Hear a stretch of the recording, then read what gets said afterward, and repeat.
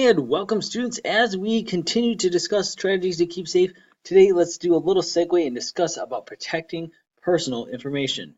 Now, this is going to cover kind of a broad range of topics. It's not going to cover everything, but we are going to cover some topics more in depth than others. So, before we kind of jump into things here, the first thing I want to discuss is that of a digital footprint. Now, a digital footprint is a trail of data collected across various sites, apps, and other digital records containing personal and private information. Now, there's two types of digital footprints that are considered. There's what's known as an active footprint, which is the one where you knowingly disclose personal private information. And the other type is a passive footprint, where the user unintentionally leaves data behind. So this is the passive one is usually the one that gets more buzz because it's the one that people don't know about. It's like when you click the I agree button for a terms of service and you don't read the terms of service, and all of a sudden they're mining out your information to advertising companies and everything else. That's the passive footprint. Like an active footprint says, like, hey, I need you to sign up with a username and password. Okay, awesome. I know that information is going in. Passive one, you may not know what's all being collected. Now, everyone, regardless of whether you think you do or not, has a digital footprint. Some people have a larger digital footprint than others because they might be very active on things such as social media, but everybody has one. So, for example, like your medical records these days are digital. There's a bunch of stuff tied to your medical records, such as like your name, your address, date of birth, that would then be in that digital record. Their information about you, it's personal information, but it's tied to you. So everybody has some kind of digital footprint. So the question you might start to ask is, why is it important to protect my information even now? Like even at the young age I'm at, why should I care about all this information that's floating out there? Well, one of the easiest things at your age to understand is that of cyberbullying. Cyberbullying, of course, is a form of aggressive behavior that takes place using electronic technology, using force or coercion in order to affect others. All right, this is probably, for your age and scope, probably the most relevant thing that you're thinking of right now. We're going to talk about a couple other things that can affect you, especially as you get older. But at your age, this is probably one of the most relevant ones for your age group. Now, cases of cyberbullying are on the rise due to people feeling that they are masked online. A lot of times people will act differently, or they might act more boldly than they would necessarily in a face-to-face setting. Now, this is largely due to the presence of social media, because there's a whole bunch of different apps and stuff like that people can hide on, or that they can make a profile, or any kind of thing. So we're going to take a moment before we jump into the other issues here to examine what impacts social media can have on a person's life, since cyberbullying is one of those biggest topics most relevant to your age group. So let's first discuss the influence of social media. All right, we're going to start first with the negatives here. So the negatives are fed largely through social media here, and aren't limited just to put down, something like oh, you're stupid. Well, yeah, that's a very negative thing to say about somebody, but it's not necessarily the worst thing that can happen. Obviously, there's some very inflammatory and derogatory things that can be said over the internet, right, that people may never say face to face with somebody because, again, it's that whole you're masked behind this online identity, even if people know who you are.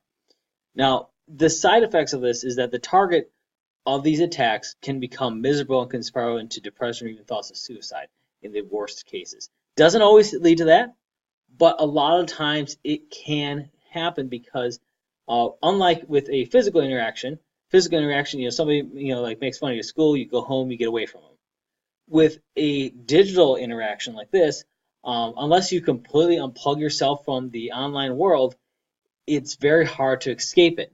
While you may have it at school, then let's say you go home and you go onto your social media or you get text messaging or anything like that, these kind of things can follow you.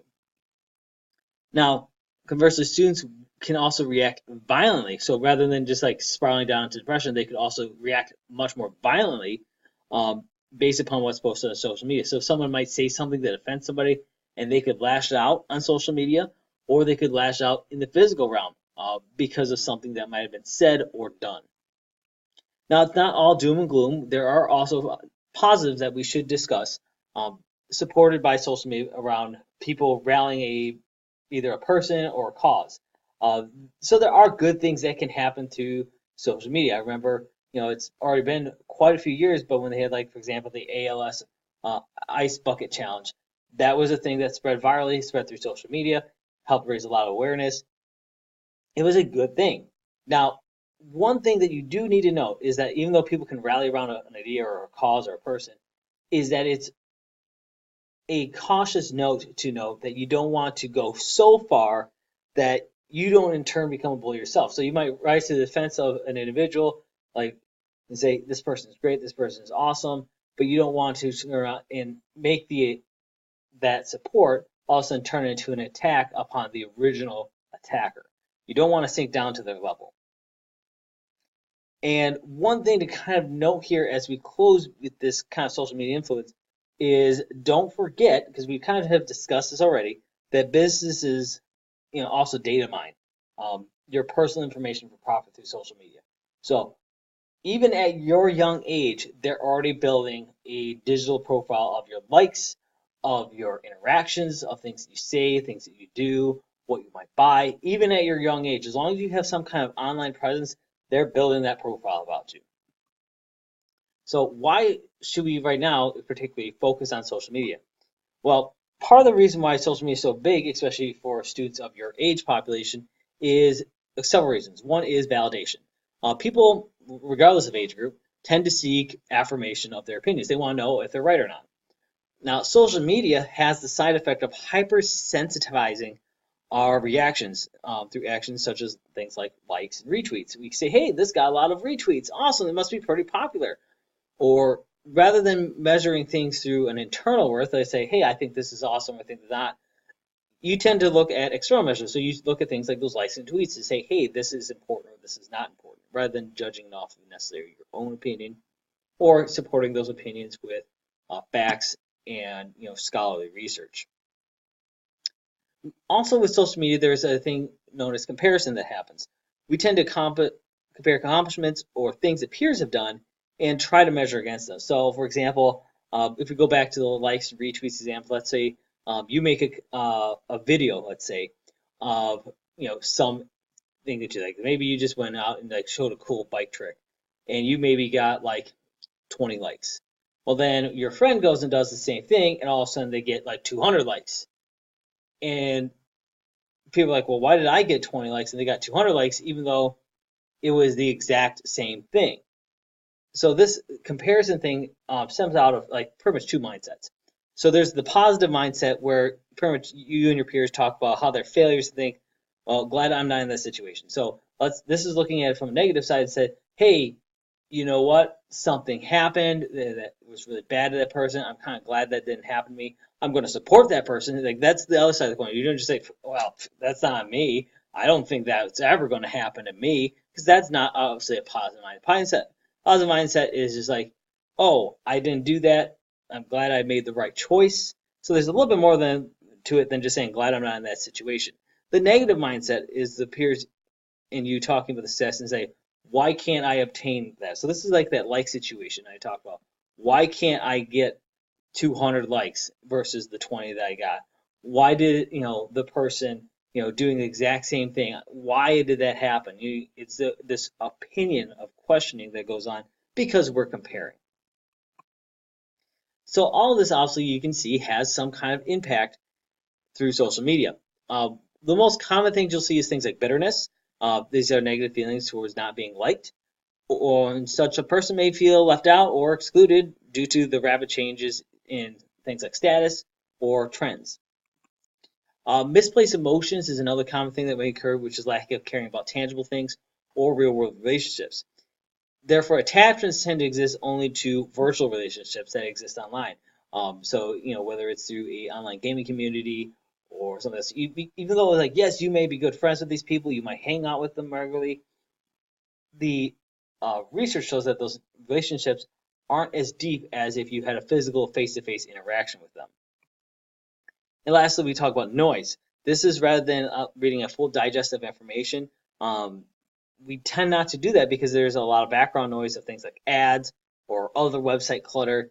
And so we tend to digest information. We read it in as if it's just a bulleted list of points. So we're not really pulling everything in. We're just kind of pulling out these key highlights. Social media, of course, exacerbates this issue by people sharing small nuggets or headlines or clickbait articles rather than sharing out the full story. We also have things such as friendship of convenience.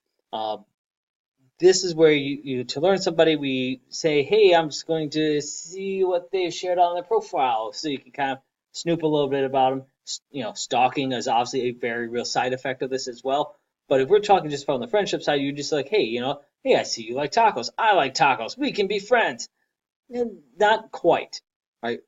Because of this online presence, we can avoid a risk, if you will, of face-to-face interaction, or the more dreaded one, the phone call. All right, which of course, as I've already mentioned, leads to shallow friendships rather than the developed ones that tend to last longer over time. So yeah, you might be friends in the moment, but will you still be friends 5, 10 years down the road? I'm not saying that you can't be, but it's harder to do that if you don't have that face-to-face interaction. Wasted time is another big side effect of social media, as the internet itself is an easy trap that you can lose time with. Social media allows us to easily start viewing what others have viewed, shared, and liked. And a lot of times what we share is kind of fluff or filler. Say, hey, it's a status of what I'm doing. Awesome. But doesn't really add more value to my life. And like I shared a meme, and I will admit myself, memes are hilarious. Some are pretty dank. But are they adding educational value? Are they enriching my life? Yeah, they might give me some entertainment value, but are they actually doing things that's going to be beneficial in the long run? And lastly, isolation. With social media and really any kind of online community, it's very easy to live within a world within a world. Our interaction with people doesn't stem from seeing people face to face, but instead it comes from a digital interface. So we're communicating through messaging apps, or communicating through voice chat, audio chat, any kind of thing that we want, but we aren't actually physically sitting in that person's presence. And because like, hey, it might be just a 20-minute voice chat, it's not the same as hanging out with somebody for several hours, for example. All right, so now we've discussed social media in quite in depth. So let's bring these concepts back a little bit to protecting that personal information that we're talking about within this lesson. So social media obviously is just one component of protecting that, because you can see it's like, well, if I start posting statuses out or anything like that, it can have an impact upon my personal life. Well, part of this also stems back to something known as identity theft, which you may or may not have heard of. It's a very real threat, and it impacts numerous users every year and costs billions in dollars. Identity theft occurs when secure data has been compromised, usually in the form of a data breach, where personal information such as name, address, etc. are used to create fraudulent accounts in that person's name. One of the easiest steps to prevent your information from becoming compromised, of course, is to have a strong password. One of the easiest steps, and that's where we're going to lead to next. If you're still having struggle understanding why I kind of took the segue with social media, it understands because it is one of the most relevant things for your age group. When we get to some of the other stuff, when we start talking about like identity theft here, for example, you might not see as much value or merit in it, but it is still something that obviously affects you. With the social media piece, the big piece there to know is that there's all these components that go into it that it can very easily from, if you don't secure that personal information about yourself, it's very easy for people to use that information against you. All right, so enough of that. Let's talk about password strength. You'll need to create a password to just about anything on the web these days. They're like, hey, create an account. Awesome, sign up. And while it's tempting to use a short and kind of easy to remember password, this can pose some serious risk to your online security. So in order to protect yourself and your information, you'll want to use passwords that are long, strong, and difficult for someone to guess, while still keeping them relatively easy for you to remember. Now, strong passwords typically are recommended to have a combination of upper and lowercase, numbers, and special characters, and exceed a minimum of 8 characters in length. The longer the password, the better. So let's just kind of reiterate here some quick tips for password security. You should never use personal information in your password. For example, like your name. Bad idea. This makes the account easy to guess and ties personal information about you to that password that can then be used against you. Remember how I talked about identity theft? Oh, look, your name is in the password. I know your password. Oh, I can figure out your name. There might be, let's say, 300 Davids that live in a town. Well, now because I know that I know your name is David, and it's, let's say the town has a population of 3,000, well, 300 out of 3,000 is a lot easier to work with, than working with the whole population of 3,000. Use a long password. Seriously, a shorter password equals a faster to crack password. You want to get your password hacked really quickly? Use something short. I don't recommend it. Use something long. Also, this is probably one of the harder ones to manage. You don't want to kind of use the same password for each account. Each account should have a unique password. So every site that you go to that's like, hey, sign up for an account, make that password unique. An easy way to kind of solve a problem of all of a sudden I have like 300 passwords is to use something called a password manager, which helps manage all the various passwords that you would need. Also, if you don't have it, if a website has the option for things like two-factor authorization, where they send you a little pin to your phone and you have to enter the pin into log in, please turn that in because it's, again, one more step to help add a layer of security onto your account. Also, avoid using words that can be found in the dictionary. Dictionary-based attacks are a real threat as they can make your password much easier to crack. So, for example, let's say you put in the password the word white. A pretty easy word, right? Like I'm just gonna put the word white in, or you put orange, color, for example. Well, because those are real words, they make it a lot easier to crack. Now, if you say, well, I'm just going to change out like a letter for a number, those can still kind of be in a way easy to crack. So, for example, if I use white and I change out the letter E at the end for 3, that is still one of those like kind of schemas that gets easy to decipher. So you have to sometimes be a little bit more creative with your naming conventions. All right, the next topic, of course, is that of accessing public Wi-Fi. And we probably have all gone on to public Wi-Fi, whether it's at McDonald's or some internet cafe or coffee shop or something. It's very tempting to want to use public Wi-Fi because it's free wireless. I can get online. Not all of it's free. Sometimes you have to pay to get in, etc. But most of the time it's free.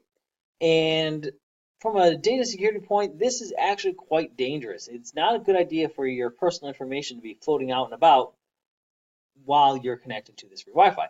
Yeah, it's like one thing if you're just like, reading an article or two online, but don't start doing things like your banking information, logging into your social media accounts. You don't want to do that. Public Wi-Fi is not secure. All right? I can't stress this enough. It is not secure. There typically isn't any encryption of the data packets. In other words, the information that's going from you on your computer to the internet. All right, so this makes it vulnerable to things such as sniffing-based attacks.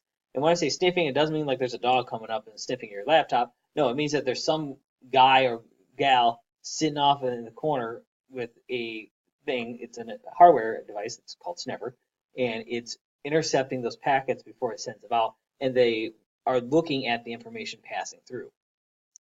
Now, another thing to know is like, well, I don't have to worry about this. The internet cafe I go to has a password. Well, even with those free networks that have a password, a lot of times that password isn't really updated frequently. Like the most often they might do it is like maybe every couple months, if ever at all. All right. So because that password doesn't change, that person could find out that password, and now guess what? They have access to that internet as well. So it's a good idea to make sure that that password is not used at all. In fact, just stay away from the public Wi-Fi if you can. If you have to, just do on there to just check like the news. That's one thing. But if you have to start logging into any kind of account, such as like your banking information or social media, don't do it because again, that information has to traverse across the network, and because it's not encrypted, it's easy for someone to look at it and say, "Oh, your username is this. I wonder what kind of information I can get with that." Now, another dangerous thing to watch out for is that this public Wi-Fi network could actually be a rogue network masquerading as a legitimate one.